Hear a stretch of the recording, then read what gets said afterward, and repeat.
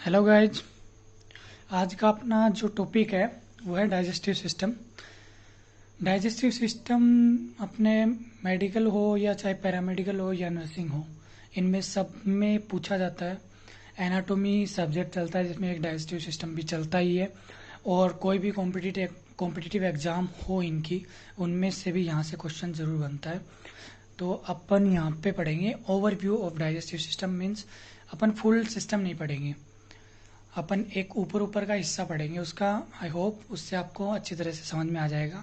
उसमें सभी इम्पोर्टेंट जो चीज़ है वो सब इंक्लूड कर ली गई है। ओके, नाउ पहले अपन एज ए डायग्राम पढ़ लेते हैं इसको, क्योंकि डायग्राम से काफ़ी अच्छा समझ में आ जाता है, जल्दी आ जाता है। तो पहला अपना अपन वैसे देखते हैं, नॉर्मली अपनी डेली लाइफ में देखते हैं कि डेली लाइफ में अपन जैसे फूड इनटेक किया माउथ से, तो अपन क्या करते हैं कि उसको टीथ से च्यूड करते हैं एंड टंग से रोल अप करते हैं, स्वेलन करते हैं। ओके, फिर ये किस में जाता है? अपने फूड पाइप में, यानी अंदर की ओर। अब अपन तो नॉर्मली फूड इनटेक कर लेते हैं, बट जो फूड पाइप होती है, ईसोफेगस अपनी फूड पाइप भी कहलाती है। ईसोफेगस को क्या कहते हैं? इसको अपन फूड पाइप भी बोलते हैं। इसमें क्या होता है? दो स्पिंक्टर प्रेजेंट होते हैं। ऊपर वाला जो स्पिंक्टर होता है वो होता है upper oesophageal sphincter and the another is cardiac sphincter. जो इसोफेगस का अपर एंड है उस पर एक स्पिंक्टर होता है जिसको कहते हैं अपन अपर इसोफेजियल स्पिंक्टर, और नीचे वाला जो एंड होता है इसको अपन कहते हैं कार्डियक स्पिंक्टर। अब एक क्वेश्चन ये आता है कि स्पिंक्टर होता क्या है? तो स्पिंक्टर क्या होता है? एक वाल्व होता है, वाल्व टाइप का होता है। अगर ये ओपन नहीं होगा तो कोई भी चीज यहां से इसमें एंटर नहीं कर पाएगी। ओके, जब ये रिलैक्स होता है, जब ये ओपन होता है, तब भी फूड जो अपना इसोफेगस में एंटर कर पाता है। ओके, इसोफेगस में एक इंपॉर्टेंट चीज पढ़ते हैं अपन, पेरिस्टाल्टिक मूवमेंट। पेरिस्टाल्टिक मूवमेंट क्या है? पेरिस्टाल्टिक मूवमेंट एक ऐसा मूवमेंट है जो इसोफेगस की वॉल्स के द्वारा लगाया जाता है। इसोफेगस की वॉल्स क्या करती है? कॉन्ट्रैक्ट होना स्टार्ट कर देती है। यूं कॉन्ट्रैक्ट होगी तो चीजें जो ऊपर थी वो नीचे की ओर जाना शुरू हो जाएगी, यानी फूड नीचे की ओर जाएगा। देन कार्डियक स्फिंक्टर अपना रिलैक्स होगा तो फूड अपना किस में चल जाएगा? स्टमक में।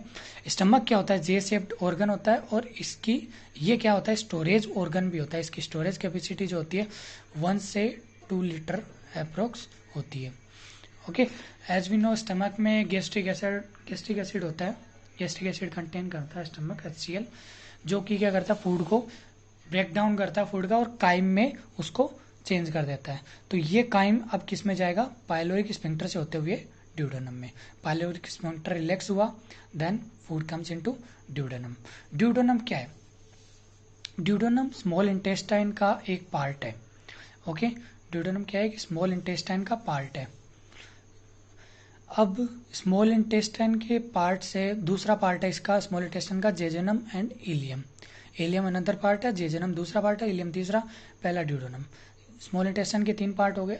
अब आता है स्मॉल इंटेस्टाइन में एब्जॉर्प्शन की बात, जो मेन टॉपिक होता है। एब्जॉर्प्शन कैसे होता है, या एब्जॉर्प्शन के लिए क्या क्या फैक्टर्स होते हैं? जैसे मेन फैक्टर जो अपना बताया जाता है वो एब्जॉर्प्शन के लिए, इसमें क्या होता है? स्मॉल इंटेस्टाइन के स्ट्रक्चर में विलाई प्रेजेंट होते हैं, जो फिंगर लाइक प्रोजेक्शन होते हैं, जो क्या करते हैं? सरफेस एरिया बढ़ा देते हैं किसका? एब्जॉर्प्शन का। एब्जॉर्प्शन करने के लिए क्या बढ़ा देंगे? Surface area. ये देखो फिंगर लाइक प्रोजेक्शन है जिसको अपन बोलते हैं villi. Okay, then it comes into caecum by ileocecal valve. जब इलियोसिकल रिलैक्स होगा तो सिकम में आएगा। सिकम के नीचे आप एक स्ट्रक्चर देख रहे हो जिसको अपन कहते हैं अपेंडिक्स, जो कि वेस्टिजियल ऑर्गन है। सिकम अपने ह्यूमन में इतना लेंथी नहीं होता, बट जो रेबिट वगैरह होते हैं इनमें ये बहुत ज़्यादा लेंथी होता है। ये प्रोटीन को एब्जॉर्प्शन करता है, प्रोटीन का एब्जॉर्प्शन करता है। ओके, नाउ सिक्कम से होते हुए फूड कहाँ जाएगा? Ascending colon. असेंडिंग कोलोन में एक फ्लेक्जर होता है जो कि हेपेटिक फ्लेक्जर के नाम से जाना जाता है। हेपेटिक फ्लेक्जर क्यों कहते हैं इसको?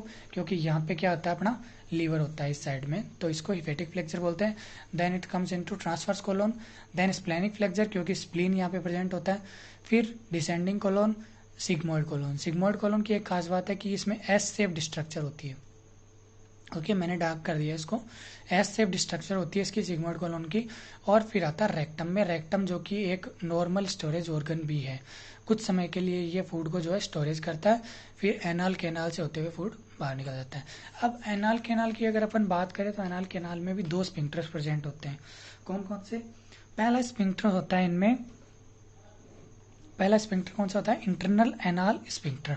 दूसरा स्फिंक्टर इसमें होता है external anal sphincter. Guys notice that कि अगर कोई भी स्फिंक्टर रिलैक्स नहीं होगा तो फूड पास नहीं हो पाएगा। ऐसा ही चीज इसमें, अगर इंटरनल रिलैक्स हो गया और एक्सटर्नल रिलैक्स नहीं हुआ तो भी फूड बाहर नहीं जा पाएगा। अगर एक्सटर्नल रिलैक्स हो गया, इंटरनल रिलैक्स नहीं हुआ तो भी फूड बाहर नहीं जा पाएगा। ओके, ये था अपना ओवरव्यू। अब इसी को अपन थोड़ा थ्योरी में पढ़ लेते हैं। थ्योरी में अपन कैसे लिखेंगे, तो ये एक नॉर्मल चार्ट के द्वारा बनाया गया है ताकि आपको अच्छे से समझ में आ सके। तो पहला अपन ने था when food enters into the mouth it chewed and swallowed.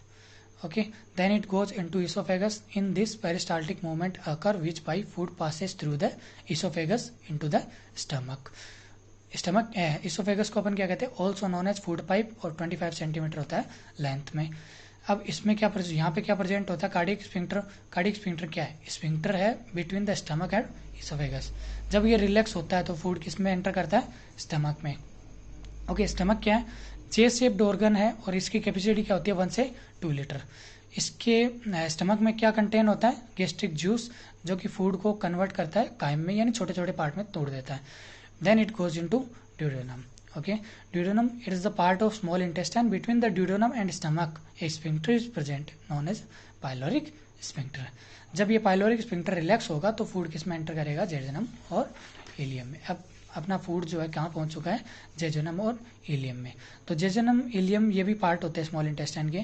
अब ये थोड़ा सा मोस्ट चीज है इसकी। Small intestine consist villi like finger like projection, जो कि क्या करते हैं? सरफेस एरिया ऑफ एब्जॉर्प्शन बढ़ा देते हैं। Now after absorption step complete होने के बाद फूड जो है सिकम पार्ट में आता है, जो कि लार्ज इंटेस्टाइन का पार्ट है। किसके थ्रू? बाई इलियोसिकल वाल।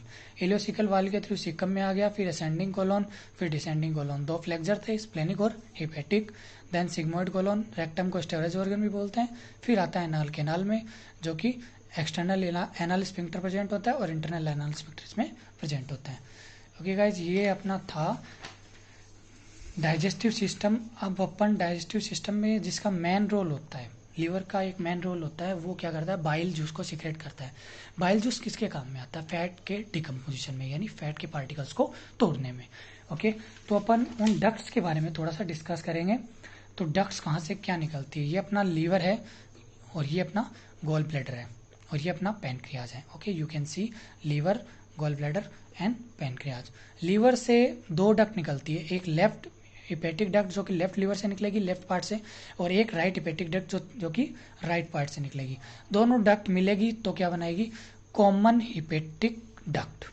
ओके, ये रहा common hepatic duct. Then gall bladder से एक डक्ट निकलती है, क्या? Cystic duct. ये क्या कैरी करती है? Bile juice. Okay, first point बता दूं, लीवर जो है बाइल जूस को सीक्रेट करता है और गॉल ब्लैडर जो है बाइल जूस को स्टोर करता है। ओके, देन ये दोनों कॉमन लिम्फेटिक डक्ट और सिस्टिक डक्ट आपस में मिलेगी और क्या बनाएगी? Bile duct. अब पैनक्रियाज से कौन सी डक्ट निकलती है? Pancreatic duct. ये किसके साथ मिलेगी? बाइल डक्ट के साथ, और क्या बनाएगी? Hepato pancreatic duct. Then hepato pancreatic duct किसमें खुलेगी? ड्यूडेनम, जो कि पार्ट है स्मॉल इंटेस्टाइन का। यहाँ पे एक स्फिंक्टर और प्रेजेंट होता है, sphincter of ODI. Okay, point क्या है इसके? मेन पॉइंट है बाइल जूस जो होता है सीक्रेटेड होता है लीवर के द्वारा और स्टोर्ड होता है गॉल ब्लैडर में, और बाइल जो है यूज्ड होता है break the fat molecules. Okay guys, I think आपको ये समझ में आ गया होगा, क्योंकि बहुत ही इजी तरीके से समझाया गया है। ये एकदम इजीएस्ट वे है। ये रोजन विल्सन से लिया गया पार्ट है, जिसमें स्फिंक्टर्स वगैरह वहीं से ही लिए गए हैं सब। नॉर्मली बुक्स में स्फिंक्टर्स वगैरह का पॉइंट ऑफ व्यू नहीं दिया गया है। ओके, अगर इसके बाद में आपको किसी पर्टिकुलर ऑर्गन पे वीडियो चाहिए तो you can comment. Okay, thank you so much.